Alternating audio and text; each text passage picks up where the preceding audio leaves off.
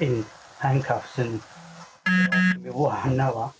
So you must have something to say that I know her. Today, the web of lies PC Wayne Couzens told when he was first arrested was played to court.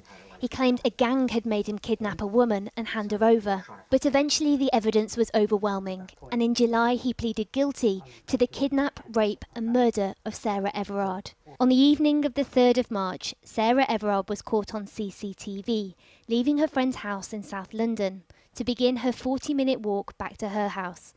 Nearby, PC Wayne Couzens is seen driving in a circular route, consistent, the prosecution said, with him hunting for a lone victim. Yes, it is. Earlier that day, he's pictured picking up the hire car he's in. The court heard he'd recently been enforcing COVID regulations for the Metropolitan Police, giving him the terminology to use. And the fact that Sarah was out at the height of lockdown made her more likely to submit to an accusation that she'd breached the COVID rules. He eventually came across her and pulled up on the pavement in front. PC Wayne Couzens was caught on camera showing something to Sarah Everard, presumed to be his warrant card. A passerby says they saw what they thought was an undercover officer arresting a woman who they presumed had done something wrong. They were in fact witnessing Sarah Everard's kidnap by a serving police officer.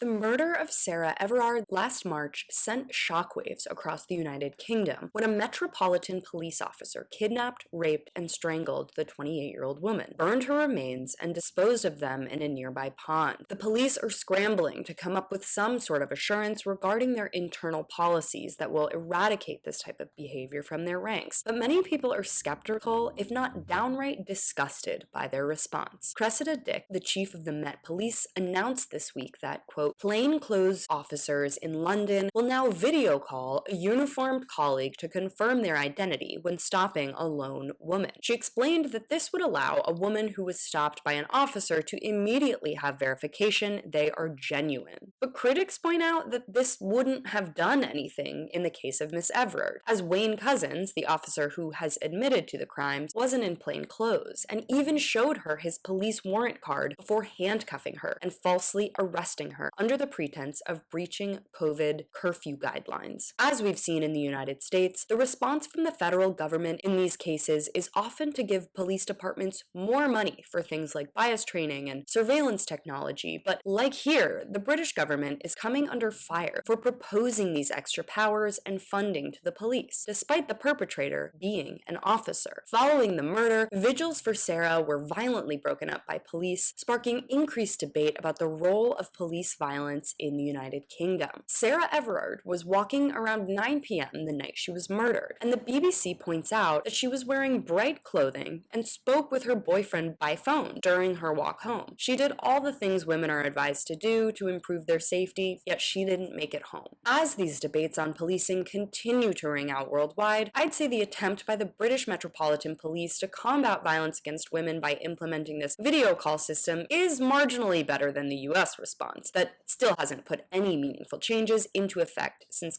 countless nationwide uprisings. But it still means more funding to departments, which activists across the globe have been calling to end for years. In my opinion, defunding is the only real way to hold police departments accountable for the horrible atrocities committed by some of their officers. Thanks so much for watching. As always, you can follow me on all platforms at Caro Johnson 917.